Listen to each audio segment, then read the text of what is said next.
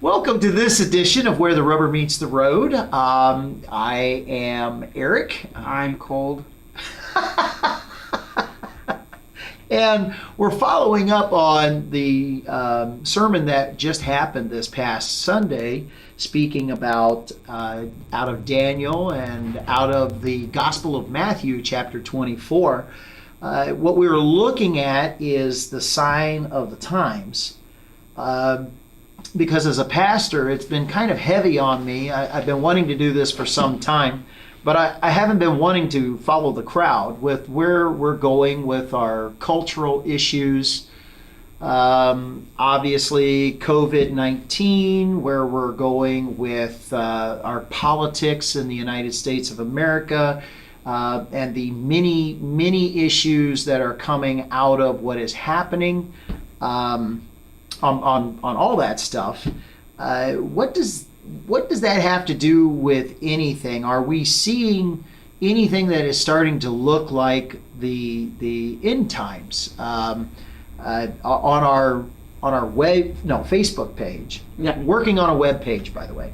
On our Facebook page, I posted Family Faith Journey. Love for you to go there. Facebook Family Faith Journey. You'll find this stuff. I posted a meme on Sunday. I wanted everybody to see, and it's this lady, and she's squinting. She looks like she's at the end of her driveway. She's bent over and she's squinting, looking like she's looking out into the world. And it says, "I wonder what chapter of Revelations we're working out of today." And today's going to be more of an interview. We've talked about this before we came in. Do you ever feel like that, being that you're a younger man and so forth, and where you got to deal with the world in a way that I don't? You work in a factory, You got these people, you're producing a product, you got all these people around you, you do shift work. I've seen the parking lot to your factory. There can be a couple of hundred cars at any given time, day or night. I mean, you guys are running late into the night with your production work. So you work with a lot of people. You're around a lot of people. What kind of a feel do you get just being out there in the world? Does it feel that way to you, that like the end is coming soon? No. Good. Well, that's good to know. No, what I do have is a lot of angry people, though. I got a lot of angry people due to, and in fact, one of the things that I'm actually currently dealing with because of this mask wearing and the medical problems that it causes due to prolonged mask wearing. Most people only have to deal with this particular problem for 1-2 hours out of a day, and that's most people. To whereas, and this is what they can't understand, but people like me who have to wear the mask up to 8 hours, 9 hours, and there's been a couple of days I've had to wear that mask 7 hours, or close to 10 hours in the day. I'm dealing with some medical problems because of it. And therefore, a lot of people, especially in this factory, who are dealing with these medical problems are angry. They're angry about this, and they're being lied to, which is one of the things that we're actually going to be talking about today, is the lying that is going on. There's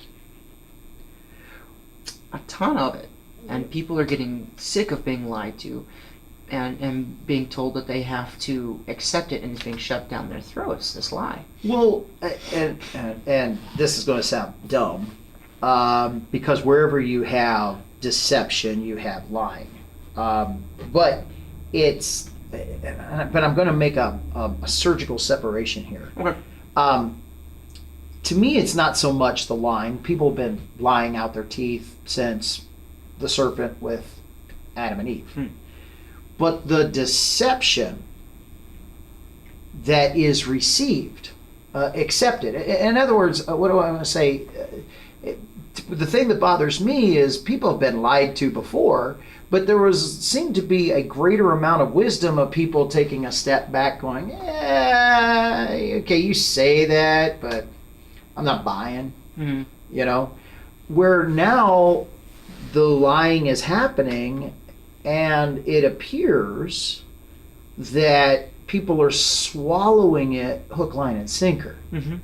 That is what is, so I would say the accepted deception. You know, some people realize, you know, back in the past it seemed that there was more people and it was harder to win people over. I don't know. But now it's like, oh my goodness, this is gospel truth. This is what we need to do. Instead of things being questioned and people being slow to swallow, that's what's bothering me. In fact, it's that very thing and seeing it that has kind of driven me to look this stuff up and to start going down this direction and to say, don't be deceived. For this major reason, I know I'm doing a lot of the talking. I normally try to let Ben do more of it. And that is that it is the beginning.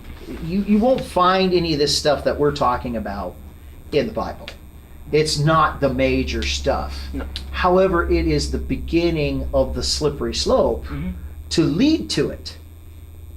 Because Matthew chapter 4, that's where we were on Sunday. But 3 times that I counted, maybe there's more, I don't know, but at least 3 times Jesus alludes to this phrase, don't be deceived. Don't let any man deceive you. That concept that deception is going to be out there, and he even alludes one of the times, don't be deceived, to that the deception will be so high that maybe even the very elect, those that have received Jesus Christ for their salvation and are his chosen people, his saints, it's possible that they're even going to be deceived. And so everything is hinged on that phrase. When somebody says something a multiplicity of times, They're trying to get a point across. They're trying. Yeah. Here's don't, in those days, don't be deceived. And I'm just absolutely overwhelmed with the amount of people that are swallowing that are not questioning things. Oh, this is the way it is. Are you seeing that too? Well, mostly people that I work with aren't being about this particular issue. What particular issue? So we're clear. Okay, so we're speaking about the masks very specifically. That's what's in your mind while you're answering us. Okay. Versus, other things where they're, and I want to be very careful because this is not a political talk, and I don't want to get into the political side of this. But the unfortunate part is the political is not just beginning, but is really having a force. It's trying to force itself on the theology side of things, where it's trying to go after the church and regulate the church. That is one thing that the church should not be, is regulated. America has that's a forefront of American constitutional rights. Is freedom of religion, freedom of assembly for religion, freedom to worship, and that hasn't outright in our state been affected. It's being underhanded affected, but not outright, like in California, where in California they are the church is named specifically. Religion cannot meet. They are not allowed to assemble. They're not allowed to assemble inside at a public place. I do know there's a pastor that is starting to have beach church. Oh, that sounds great. So that he can, because that's his way around it. We're not assembling inside, and we're assembling outside, and we're down at the beach, and that's where he's doing. That's where he's doing it. It sounds pretty cool. Seaside worship. It also has the ocean in the background. It also sounds like a great time to have a baptism too. just swimming, and all of a sudden you come across a stranger. I baptize you in the name of the Son of the Wow, down you go. All right. Oh, that wasn't my child. I wonder if you could get a surfboard baptism, where you have a deacon and the pastor and the guy being baptized in the middle. Just shove him off. Shove him off. Does that count? I don't know. God said this was my wave. Now we got to. Let's back. That's we're having a little fun, but we don't want to border on sacrilege here. Anyway, I don't know. I thought even Jesus laughed at that. I saw the sky ripple. Okay, I'm doing it again. Yeah. Edit that.